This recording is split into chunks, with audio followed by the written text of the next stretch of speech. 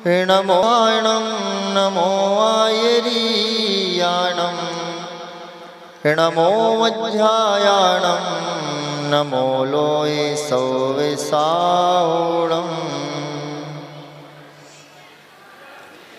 निरोमल जल सामन जिनका चंदन से देव वचन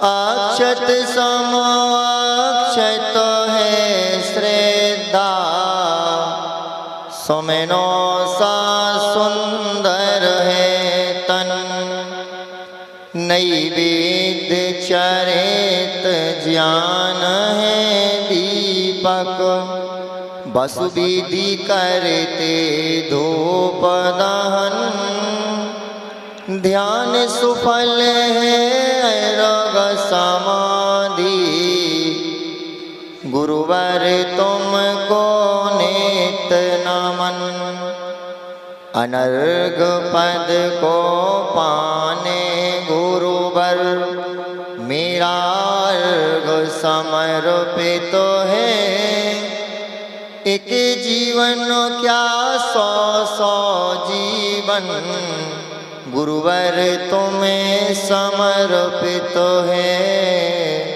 मुनिवर तुम्हें समर्पित है।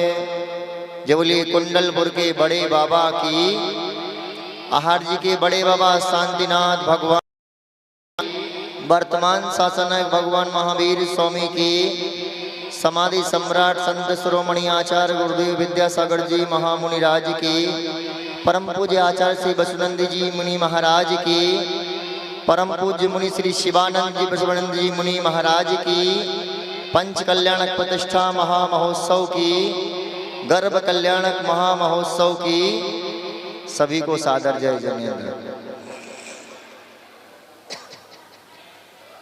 सभी तक हमारी आवाज पहुंच रही है, सुनाई दे रहा हम क्या बोल रहे हैं? बहुत अच्छा।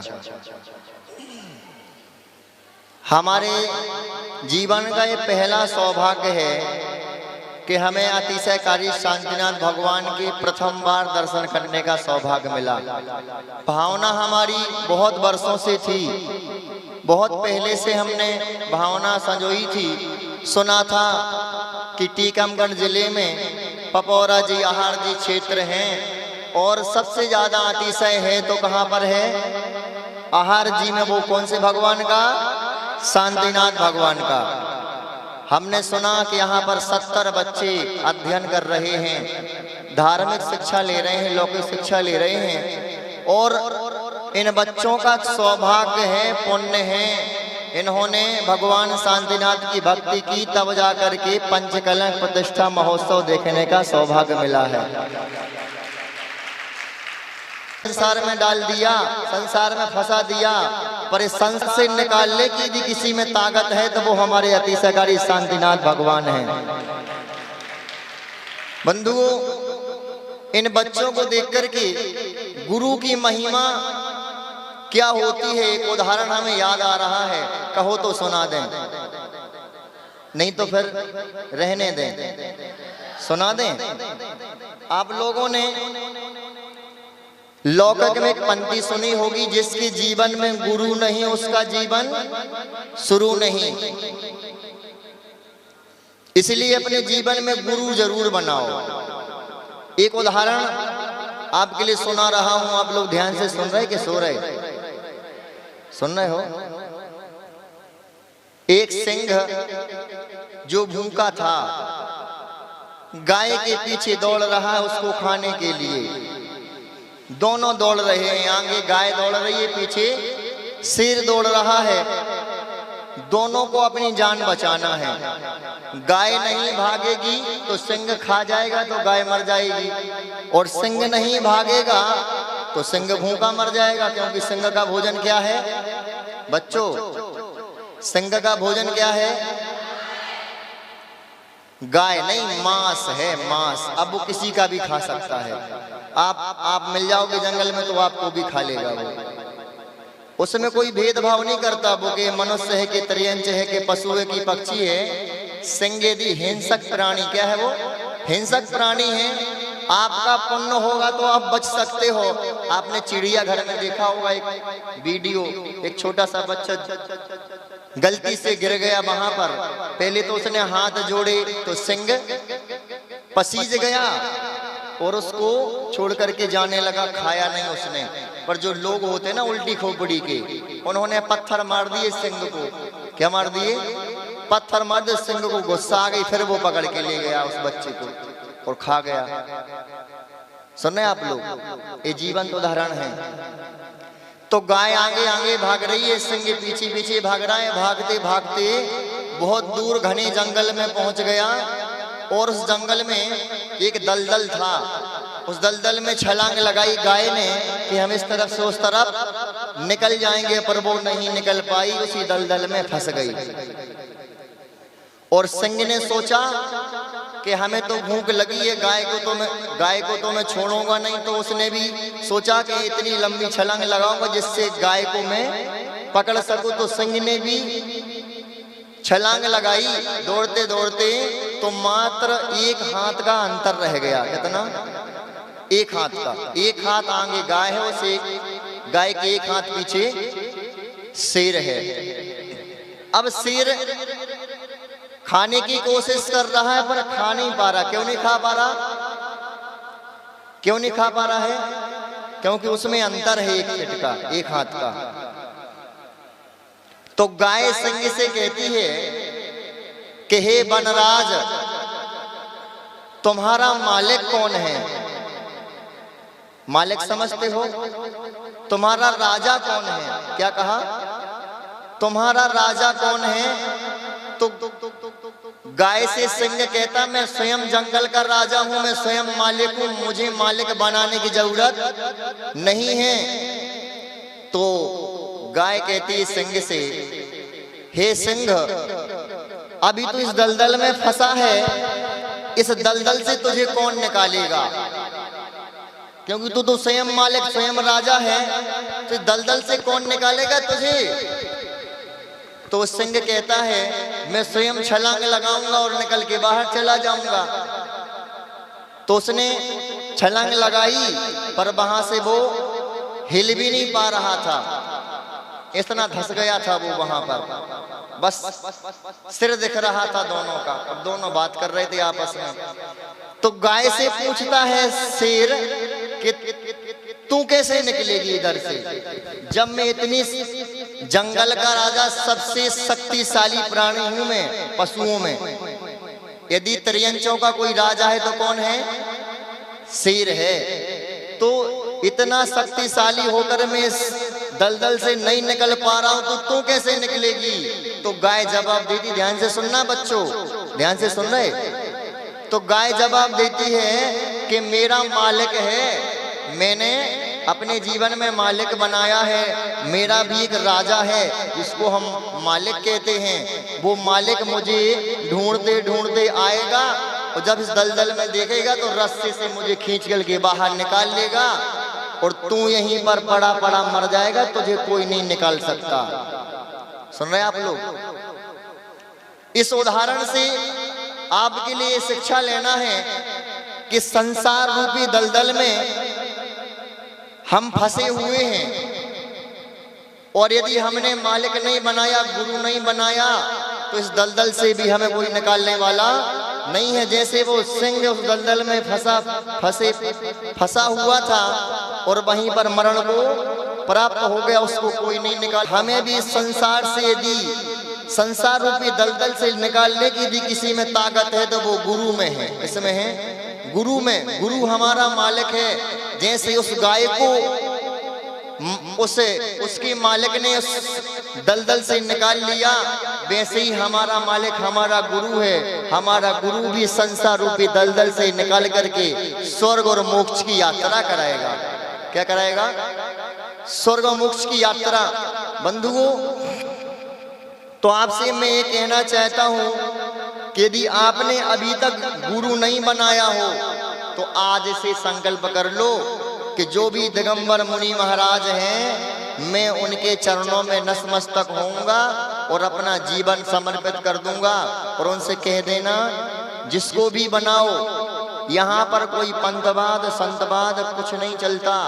बंधुओं, चाहे आचार्य विद्यासागर जी की परंपरा हो, चाहे आचार्य विराग सागर जी की हो, चाहे आचार्य विद्यानंद जी, और भी बड़े बड़े आचार्य हैं भारत भूमि पर गुरु दिगंबर होना चाहिए। तन नगन पर तन नगन ठाणे, सुर असुर पायनी परे। बंधुओं, वो ऐसी मुद्रा है जिस मुद्रा के सामने सौधर्मेंद्र चक्रवर्ती, मंडलेश्वर, महामंडलेश्वर, बड़े बड़े राजा महाराजा चरणों में अपना सिर झुकाते हैं और चतुर निकाय के देव उनकी पूजा किया करते हैं। ऐसे दिगंबर मुनि महाराज जहां पर दिख जाएं तो क्या करना? नमोस्तु करना। क्या करना?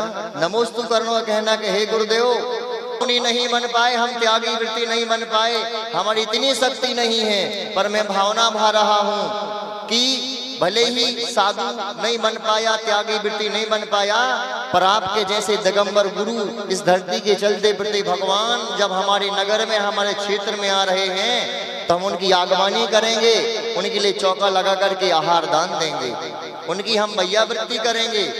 बंधुओं, ये भारत भूमि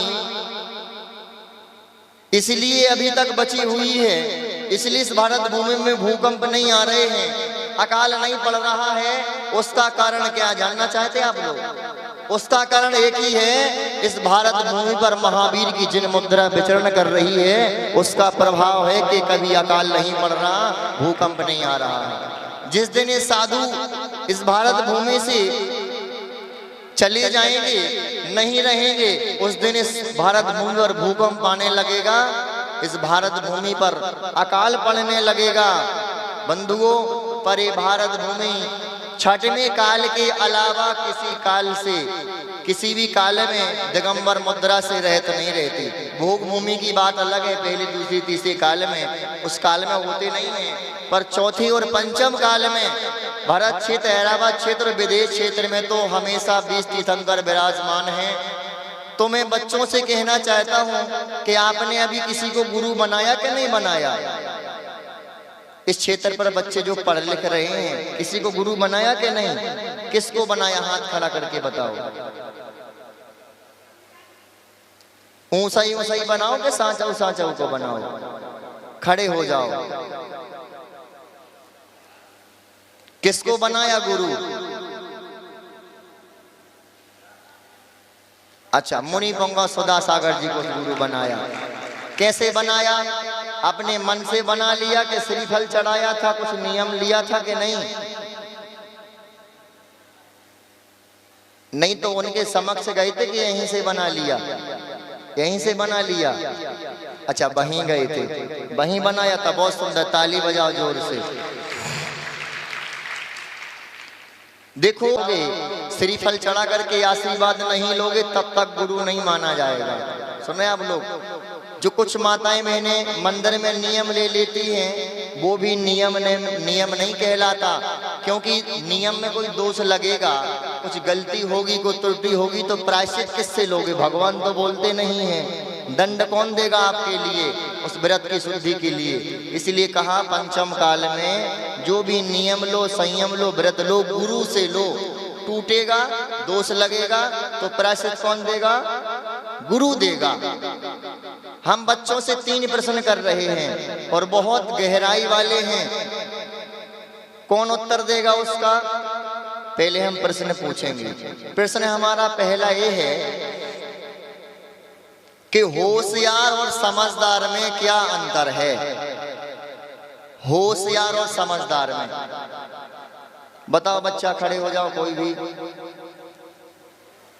देखो, बड़े लोग ध्यान से सुनो। हमारे प्रश्न का उत्तर नहीं दोगे चलेगा, उल्टा सीधा भी दोगे तो भी चलेगा, पर प्रश्न का उत्तर नहीं दोगे ये नहीं चलेगा। उत्तर देना पड़ेगा। जल्दी से खड़े हो जाओ। बच्चों पे आ रहा कि नहीं आ रहा? नहीं तो बड़े लोगों से पूछे। हाँ भाई, खड़ा हो जाओ। हाथ उठा रहा कोई? कारलेस माइक है भैया? कॉललेस माइक पहुंचा दो थोड़ी 1 मिनट के लिए। अच्छा ऐसे ही बोलो, सुनाई दे रहा है।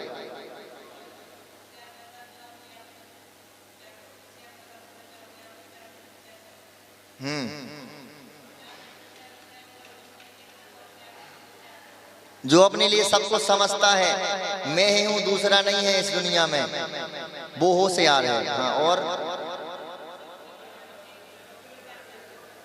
सबको देख परख करके चलता है। अच्छा, होशियार भी होता है।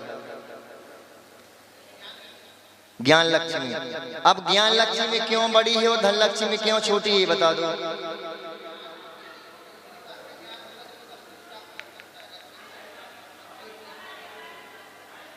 पर आज तो धन से ज्ञान प्राप्त कर रहे हैं लोग। वर्तमान में जितनी ट्यूशन पढ़ रहे हैं, बड़े बड़े स्कूलों में पढ़ रहे हैं, धन देकर के ज्ञान ले रहे हैं। अच्छा, आहार जी सिद्ध क्षेत्र में गुरुकुल निःशुल्क चलता है, बहुत अच्छी बात है। आपका उत्तर बिल्कुल सही है। उदाहरण के तौर पर समझ लो, धन लक्ष्मी और ज्ञान लक्ष्मी यानी सरस्वती, ऐसा कहीं लिखा नहीं, ऐसा कभी होता नहीं, समझाने के लिए उदाहरण दे रहे हैं। धन लक्ष्मी में और ज्ञान लक्ष्मी में झगड़ा हो गया, यानी सरस्वती और धन लक्ष्मी में। तो धन लक्ष्मी कहती कि मैं बड़ी हूँ और ज्ञान लक्ष्मी यानी सरस्वती कहती मैं बड़ी हूँ। तो पहले सरस्वती ने पूछा धन लक्ष्मी से कि तू कैसे बड़ी, पहले बता। तो उसने कहा पैसा फेंको तमाशा देखो, बहन बड़ो ना भैया, सबसे बड़ो रुपैया, मेरे इशारे पे दुनिया नाचती है बोली। धन लक्ष्मी क्या बोली? मेरे इशारे पे दुनिया नाचती है इसलिए मैं बड़ी हूँ, आप छोटी हो। फिर धन लक्ष्मी ने सरस्वती से पूछा कि आप कैसे बड़ी हो? तो सरस्वती ने जवाब दिया कि तेरे इशारे पे दुनिया नाचती है और तू मेरे इशारे पे नाचती है, इसलिए मैं बड़ी हूं, तू छोटी है। ज्ञान समान नान जगत में सुख को कारण, यह परमामृत जन्म जरा मृत्यु रोग निवारण। दुनिया में परम अमृत है ज्ञान। क्या है? ज्ञान। हमने जो स्वाध्याय किया है, हमने जो ज्ञान प्राप्त किया है, उस स्वाध्याय अपने जीवन में उतर गया, समझ लेना कि स्वाध्याय करना सार्थक हो गया। इस संसार में स्वाध्याय का फल आचार्य भगवान गुरुदेव विद्यासागर जी ने बताया कि आपने 10 ग्रंथ, 20 ग्रंथ, 50 ग्रंथ पढ़ लिए। उस ग्रंथों में जो लिखा है कि जीवन में संयम आना चाहिए। क्या आना चाहिए? संयम। क्योंकि संयम के बिना जिस बिना नहीं जिन राज सीजे, तू लियो जग कीच में, एक घड़ी मत बिसरो करुणत आओ जगमुख बीच में। इस आत्मा ने अनादिकाल से असंयम में रह करके चारों गति में भ्रमण किया है। जिस संयम, जिस तप, जिस चारित्र के बिना तीर्थंकर भगवान भी भगवान नहीं बने, तो हम जैसे इंसान भगवान कैसे बनेंगे? बंधुओं, चाहे इस भाव में हो, चाहे अगले भाव में हो, चाहे उससे अगले भाव में, जब भी हमारी और आपकी आत्मा का कल्याण होगा तो किससे होगा? संयम से होगा। एक अंतिम गाथा में याद आ रही है, हमारे लिए समय दिया था आधे घंटे का, 5 मिनट का समय बचा है। बहुत मार्मिक है वो। हमारे पंडित जी साहब भी बैठे हैं। आचार्य कुंद स्वामी ने कहा है, नबी सिज्जंती बत्त धरो जिन शासने होई ठहरो, नग्गो ही मोख मग्गो से आओ मग्गया सबको। आप लोगों ने सुना कि नहीं सुना? सब लोगों ने सुना है। नबी सिज्जंती, जिन मुद्रा के बिना तीर्थंकर भगवान का जीव भी क्यों ना हो, वो भी सिद्धि को प्राप्त नहीं हो सकता। एक धागा भी वस्त्र का है शरीर के ऊपर, तो तीर्थंकर जैसी आत्मा को भी कभी आत्मा की शुद्धि प्राप्त नहीं हो सकती, सिद्धि नहीं हो सकती, वो कभी भगवान नहीं बन सकते। नग्गो ही मोक्ष मग्गो, नग्नता ही मोक्ष मार्ग है, बाकी सब उन मार्ग है। ऐसा आचार्य जी ने हम लोगों से कहा, समझा, तो हम लोगों ने कहा महाराज गुरुदेव, जो एलक शुल्लक हैं, आरिका माता जी हैं, त्यागी वृत्ति हैं, प्रतिमाधारी हैं, ये मोक्ष मार्गी नहीं है, तो सब वस्त्रधारी हैं। तो आचार्य भगवान ने कहा ये परंपरा से मोक्ष मार्ग है, साक्षात मोक्ष मार्ग जो दिगंबर मुद्रा है। और भावी निगम नहीं लगा लें, क्या लगा लें? भावी निगम लगा लें तो आरिका माता जी, इलक शुल्लक, त्यागी, वृद्धि, प्रतिमाधारी सब मोक्ष मार्गी हैं। पर यदि वर्तमान निगम नए से और साक्षात मोक्ष मार्ग है तो कौन है वो? दिगंबर मुद्रा हो। बंधुओं, आज हमें पंचम काल में देव शास्त्र गुरु की शरण मिली, 24 तीर्थंकर मिले हैं, इतना ज्ञान मिला है, शरीर में सामर्थ्य है आत्म कल्याण करने की। ऐसी परम सानिध्य मिलने के बाद यदि आत्मा में संयम लेने की भावना नहीं जग रही है, मुनि बनने की भावना नहीं जग रही है, तो बंधुओं हमारी आत्मा का कल्याण कभी नहीं हो सकता। और बंधुओं, लक्ष्य, जीवन का लक्ष्य क्या होना चाहिए? आत्म कल्याण। आत्म कल्याण सबको पता है, ना प्रतिष्ठा कराने से होती है, ना मंत्र फूंकने से होता है। हमारा भी कल्याण होगा तो प्रतिष्ठा कराते कराते नहीं होगा। सुन रहे आप लोग? हमारा भी कल्याण होगा तो जिनवाणी का स्वाध्याय करने से, दिगंबर मुद्रा को धारण करने से होगा। और बंधुओं, निरंतर भावना भा रहे हैं कि वो दिन कब आए हमारे जीवन में कि पिछी और कमंडल, और हम तो यहाँ से ये भावना भा रहे कि हे शांतिनाथ प्रभु, आपके दर्शन करने का आपका अतिशय बहुत है, हमने सुना है, आपकी हम यहाँ भक्ति और पूजा करने आए हैं। हे प्रभु, आपके दर्शन करने का, अभिषेक, पूजन, शांति धारा करने का, आपकी भक्ति करने का कोई फल मिले तो वर्तमान में आचार्य समय सागर जी जब भी दीक्षा देंगे, हे प्रभु उनसे हमारी दीक्षा हो जाए और कुछ नहीं चाहिए। इनमें भावना भा रहा हूं कि जिस दिन वो देना शुरू कर देंगे, भले ही कितने नंबर पे मिले, चाहे पहले पे मिले, चाहे लास्ट में मिले, चाहे बीच में मिले, कभी मिले, पर भावना निरंतर है। बंधुओं, आचार्य से तो दे के नहीं गए, नहीं तो अभी तक तो अभी ब्रह्मचारी बन के आए हैं, हो सकता मुनि बन के आ जाए। सुन रहे हैं आप लोग? इसलिए यहाँ पर जितने बच्चे पढ़ रहे हैं, जब तक स्कूल में पढ़ो तो ये मत सोचना कि यहीं तक अभिषेक पूजन करना है, यहीं तक हमारे नियम था। नहीं, यहाँ से ऐसी शिक्षा लेकर के जाना है कि तुम्हारे गांव के लोग, गांव की समाज, रिश्तेदार, परिवार के लोग कहें कि आहार जी अतिशय क्षेत्र से पढ़ करके आए, इसलिए रोज मंदिर जाता है, रोज अभिषेक करता है, शांति धारा करता है, रोज पूजन करता है। इस क्षेत्र का यदि नाम पूरे भारत देश में भेजना है तो क्या करना पड़ेगा? जितने यहाँ से बच्चे निकलेंगे, पंडित बनो, विद्वान बनो, नहीं बन पाओ कोई बात नहीं, त्यागी वृत्ति नहीं बन पाओ कोई बात नहीं, पर सच्चे इंसान बन के जाना और छोटे बाबा और बड़े बाबा के सच्चे भक्त बन के जाना, तो सबका कल्याण हो जाएगा। ठीक है ना? आज के लिए इतना ही। बोलो अतिशयकारी शांतिनाथ भगवान की। सभी लोग खड़े हो जाएं जनमानी स्तुति के लिए। बड़े भाग से माजिनो वाणी की हमको ये शरण मिली, सब जब से आपको पाया लगता मेरी अखियाँ खुली। मित्र यहाँ शत्रु बन जाते, शत्रु ही फिर मित्र बने, पिता पुत्र भाई बन जाते, माँ बहना रुसता बने।